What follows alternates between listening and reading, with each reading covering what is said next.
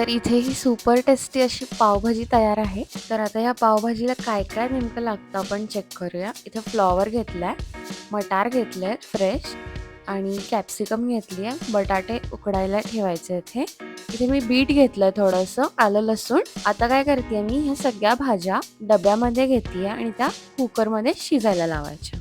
तर इथे माझी भाजीची क्वांटिटी जास्त होती, त्यामुळे मी इथे ह्या भाज्या 2 डब्यांमध्ये उकडायला लावते. सोबतच बटाटे पण उकडायला लावायचे. तर आता इथे हे सगळं कुकरला लावलंय. बटाटे मी सेपरेट लावलेत आणि भाज्या सेपरेट उकडायला लावल्यात. आता ह्याला आपण बटाट्यांना 5-6 शिट्ट्या आणि भाजीच्या ह्याला 3-4 शिट्ट्या करून घ्यायच्या. तर आपल्याला इथे कांदा आणि टोमॅटो, आलं, लसूण हे सगळं फ्राय करून घ्यायचंय. सो मी इथे टोमॅटो चॉप करून घेते. जर आपल्याला गडबडीत कांदा आणि टोमॅटो चॉप करायचं असेल फास्ट, तर हा चॉपरमध्ये एकदम इझिली चॉप होतं आणि फास्ट पण काम होतं. तर आता इथे माझ्या शिट्ट्या झाल्यात कुकरच्या. मी कुकर उघडून बघितलं बटाटे शिजलेत की नाही. तर इथे आपण हे असं कांदा आणि टोमॅटो आता चॉप करून घेतलं. तर इथे बटाट्यांना आता आपण असं मॅश करून घ्यायचं आहे ह्या मॅशरनी. तर इथे पावभाजीच्या मेन प्रिपरेशनसाठी आता मी मोठं पातेलं ठेवलं आहे. तुम्ही थोडंसं तेल आणि थोडंसं बटर यूज करणार आहे. आता इथे हे बटर मेल्ट व्हायला आलं की ह्याच्यामध्ये 4 दाणे साखर टाकायची, त्यांनी रंग चांगला येईल. आणि इथे आलं टाकायचं फ्राय करायला. आलं फ्राय झालं आपलं की लसूण पण घालून घ्यायचं आणि दोन्ही पण थोडंसं लालसर रंगावर फ्राय करून घ्यायचं. आता इथे आपल्याला कांदा घालून घ्यायचा आहे. कांदा फ्राय झाला की मग आपण टोमॅटो ॲड करणार आहे. तर इथे कांदा पण असा लालसर रंगावर फ्राय करून घ्यायचा आपला. त्याची रॉ टेस्ट गेली की मग त्याच्यामध्ये टोमॅटो ॲड करायचा आणि तो सुद्धा फ्राय करून घ्यायचा. तर इथे मी भाज्यांबरोबरच हे बीट पण उघडून घेतलं होतं. इथे भाज्या पण आपल्या छान शिजल्या.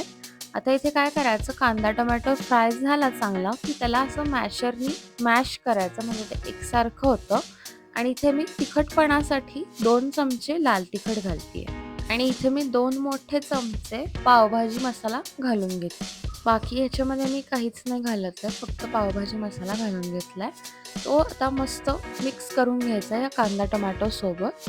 आता हे सगळं छान मिक्स करून झालं की इथे बीटाचं जे पाणी होतं आपलं ते घालून घ्यायचं आणि बीट आपण भाज्यांसोबतच मॅश करून घ्यायचं. तर इथे मॅशरच्या मदतीने आता सगळ्या भाज्या आपल्या मॅश करून घ्यायच्या आणि या सगळ्या भाज्या आता आपण ह्याच्यामध्ये ॲड करून घ्यायच्या. तर इथे आपल्या सगळ्या भाज्या मॅश करून झाल्या. इथे आपण आता जो बटाटा मॅश केला होता तो सुद्धा इथे ॲड करून घ्यायचा आहे आणि हे सगळं छान असं मिक्स करून घ्यायचं. आता इथे ही इम्पॉर्टंट प्रोसेस आहे. हा जो मॅशर असतो त्यांनी या सगळ्या भाज्यांना असं मॅश करायचं, म्हणजे त्या एकसारख्या होतात आणि मग ह्याच्यामध्ये आपण पाणी ॲड करून घ्यायचं.